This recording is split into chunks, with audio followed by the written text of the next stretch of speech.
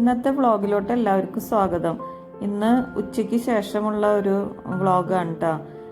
ആദ്യം തന്നെ വാഷിംഗ് മെഷീനിൽ തുണികളൊക്കെ ഇട്ടിട്ടുണ്ടായിരുന്നു. അപ്പോൾ അതൊക്കെ ഒന്ന് നിവർത്തിയിടാൻ വന്നതാണ് മുകളിൽ.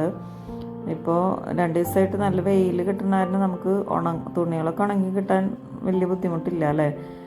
മഴ രാത്രിയല്ലേ പെയ്യണത്. അപ്പോൾ അതൊക്കെ ഒന്ന് നിവർത്തിയിട്ടിട്ട് താഴേക്ക് പോകാമെന്ന് വിചാരിച്ചു.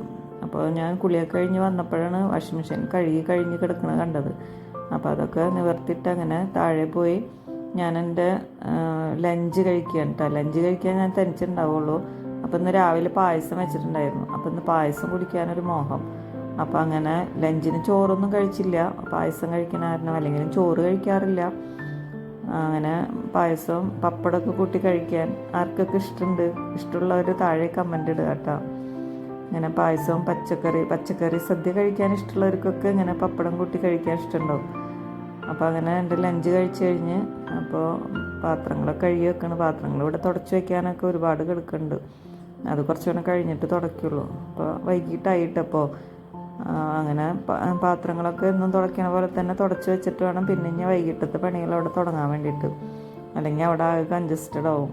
അപ്പോൾ അതുകൊണ്ട് അതെല്ലാം തുടച്ച് വയ്ക്കണം. ഇങ്ങനെ വെള്ളത്തോടുകൂടി വെച്ചിട്ടുണ്ടെങ്കിൽ ആ വെച്ച സ്ഥലത്തൊക്കെ ആകെ ഫംഗസ് നിറയണമായിരുന്നു ഇങ്ങനെ വെള്ളം തുടച്ച് വെക്കണത്.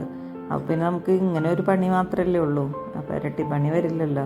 അപ്പോൾ അങ്ങനെ അവിടെയൊക്കെ ക്ലീൻ ചെയ്ത് അപ്പോഴത്തേനും ഒരു തണ്ണിമത്തൻ മുറിച്ച് വെക്കാമെന്ന് വിചാരിച്ചപ്പോൾ മോള് ക്ലാസ് വിട്ട് വരുമ്പോൾ അവൾക്ക് കൊടുക്കാമല്ലോ എന്നും കരുതി അത് മുറിക്കണം. അപ്പോൾ നല്ല തണ്ണിമത്തനായിരുന്നു, നല്ല ചുവപ്പ് നിറം ഉണ്ടായിരുന്നു. അപ്പോൾ അത് മുറിച്ച് ഫ്രൂട്ട്സ് എന്തെങ്കിലും കഴിക്കാൻ ഇഷ്ടമുണ്ടാവുക വരുമ്പോൾ. അപ്പോൾ എനിക്കായാലും ഇടയ്ക്ക് ഫ്രൂട്ട്സ് കഴിക്കാൻ തോന്നും. ഭക്ഷണം കുറവല്ലേ കഴിക്കണത്. അപ്പോൾ അത് കാരണം ഫ്രൂട്ട്സ് ഇടയ്ക്കിടയ്ക്ക് ഞാനും എടുത്ത് കഴിക്കും എന്തെങ്കിലും ഉണ്ടെങ്കിൽ. അപ്പോൾ തണ്ണിമത്തനാണ് എനിക്ക് ഏറ്റവും ഇഷ്ടമുള്ള ഫ്രൂട്ട്സ് കേട്ടോ. അപ്പോൾ ഓരോരുത്തർക്കും ഓരോ ഇഷ്ടമുള്ള ഫ്രൂട്ട്സ് ഉണ്ടാവുമല്ലോ. തണ്ണിമത്തൻ എത്ര കഴിച്ചാലും എനിക്ക് മടുക്കാത്തൊരു ഫ്രൂട്ട്സാണ്. നല്ല മധുരം ഉണ്ടായിരുന്നു. ഞാൻ വായിലൊരു കഷ്ണം വെച്ച് നോക്കിയപ്പോൾ നല്ല മധുരം ഉണ്ടായിരുന്നു. അപ്പോൾ അങ്ങനെ അതൊക്കെ മുറിച്ച് വെച്ച് അപ്പം തന്നെ അതിൻ്റെ തൊലി ചെറുതാക്കി നുറുക്കിയിട്ട് വേണം ബയോഗ്യാസിൽ ഇട്ട് കൊടുക്കാൻ. ബയോഗ്യാസിൻ്റെ വേസ്റ്റ് ബിൻ അവിടെ ഇരിക്കണ്ടല്ലോ, അപ്പോൾ അതിലിട്ട് കൊടുക്കും. അല്ലെങ്കിൽ വലുതാക്കി മുറിച്ചിട്ടുണ്ടെങ്കിൽ അത് അതിൽ കൂടെ ഉള്ളിലോട്ട് കടന്നു പോവില്ല ഇട്ട് കൊടുക്കുമ്പോഴേ. അപ്പോൾ അതാണ് ചെറുതാക്കി ഇട്ട് കൊടുക്കണം. അപ്പോൾ നമുക്ക് അത്യാവശ്യത്തിനുള്ള ഗ്യാസ് കിട്ടും. കറണ്ടൊക്കെ പോണ സമയത്ത് ഞാൻ കറണ്ടിലാണ് കൂടുതലും യൂസ് ചെയ്യണത് സ്റ്റൗകളൊക്കെ. അപ്പോൾ കറണ്ടൊക്കെ പോണ സമയത്ത് നമുക്ക് അത്യാവശ്യം കത്തിക്കാനുള്ള ഗ്യാസ് ബയോഗ്യാസിൽ നിന്ന് കിട്ടും. ഇപ്പം ഇത്തിരി ഫ്ലെയിം കുറഞ്ഞിട്ടുണ്ട്. അതിൻ്റെ ഹോളൊക്കെ ഒന്ന് അടഞ്ഞ പോലെ ഉണ്ട്. അപ്പോൾ അതൊന്ന് ക്ലീൻ ചെയ്യാറായിട്ടുണ്ട്. അപ്പം അതിനെ ആളെ വിളിക്കൊന്നും പറഞ്ഞിട്ടിരിക്കണ്ടായിരുന്നു നിൽക്കാം. അപ്പം അങ്ങനെ തണ്ണിമത്തൻ അപ്പം തന്നെ ഫ്രിഡ്ജിൽ കൊണ്ട് വെച്ച് ബാക്കി ഉണ്ടായത്. അപ്പം ഇനി പച്ചക്കറികൾ എന്തെങ്കിലും വെക്കണം. പിന്നെ മീൻ വെള്ളത്തിലിട്ടിട്ടുണ്ടായിരുന്നു, മാന്തളിൻ്റെ തൊലിയൊക്കെ ഒന്ന് കളഞ്ഞെടുക്കണം.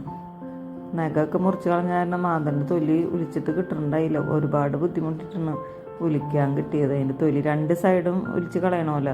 പിന്നെ ഫ്രഷ് മാന്തളാവുമ്പോൾ നമുക്ക് ഇത്തിരി ഉരിച്ചെടുക്കാൻ ഇത്തിരി ബുദ്ധിമുട്ട് കൂടുതലാവും.